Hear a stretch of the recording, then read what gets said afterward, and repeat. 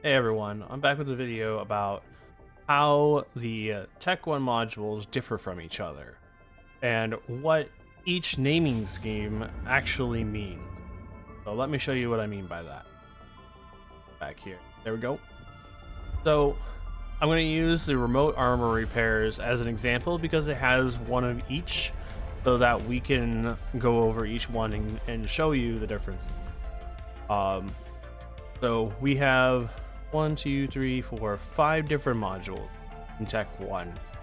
And what do those mean? We're going to go over each one. We're going to leave ancillary for last because it's the most, I'd say, complex out of the Tech 1 modules.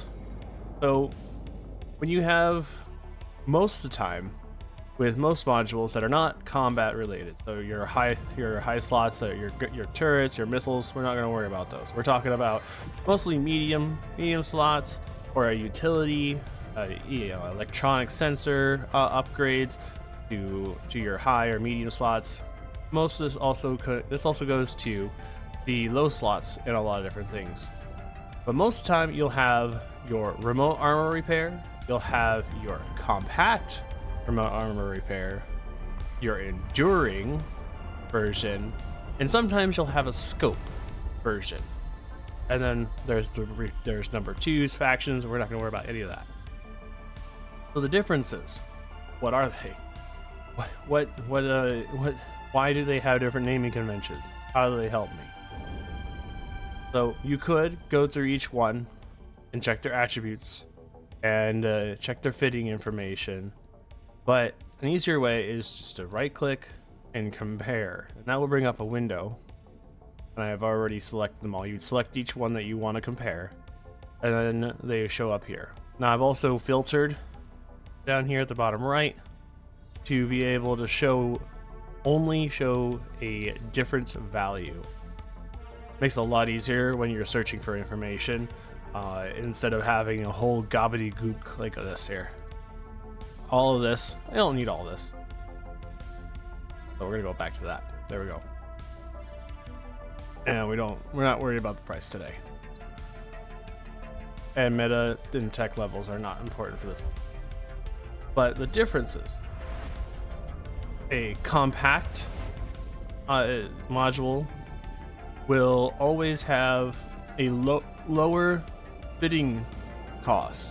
So less CPU and power grid usage. So these bars right here. So if you're running low or you're really high in CPU and you need to cut some corners, a compact version will work better for you in that situation.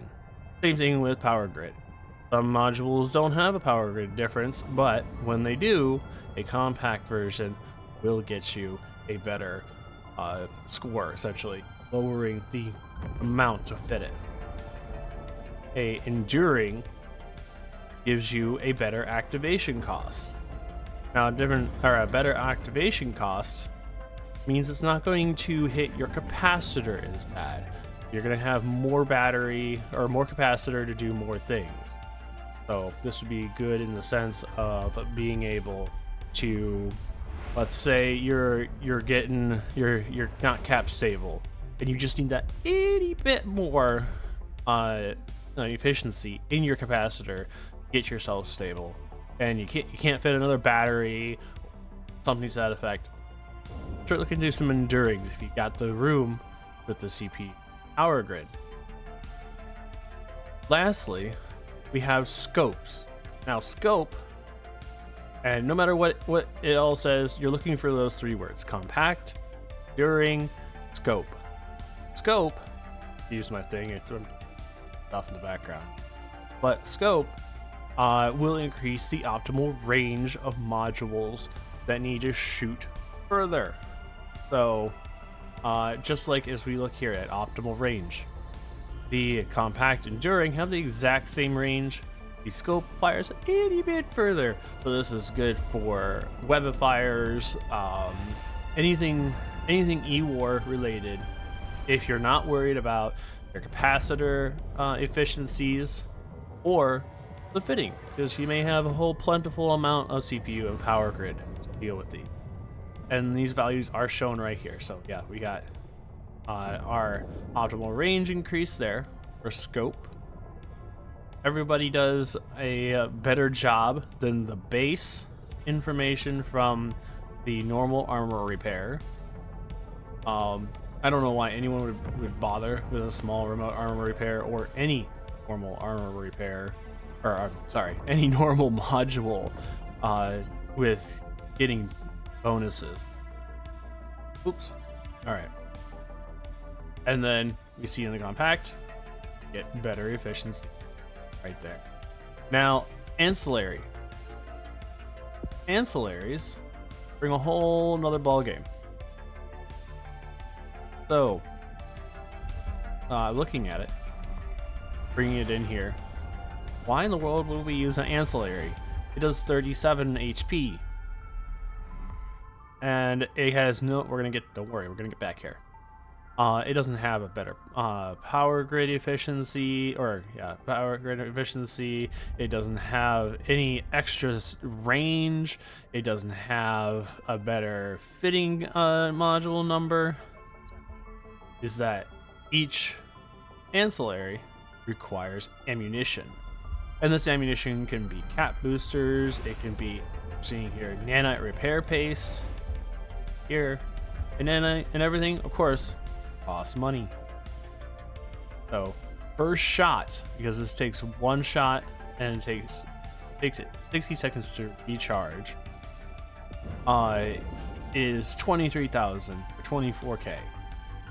So this is a situation or a module where you want to have your bonuses essentially maxed out. Most of the time, a lot of people in a situation where they're doing E so they can get a big boost. You can use the ancillary remote without the actual ammunition, but it's less efficient. In fact, let's take it here. So this is the number without it, 52. So if I go into charge it, yes, let me throw nanite repair paste into it. There's the bonus right there. Is if I needed to heal someone in a pinch and I need to use the nanite repair paste, I do 155 repair for 3 seconds. For 3 seconds. So that's where that comes in, much. But it's made mainly for a situational. So that's why we don't worry about ancillaries on normal fits. So hope that helped. Wasn't showing that last part. That's okay. But yeah, take a look around, look at it. I hope you fit your ships even better now. You all have a great day. Watching.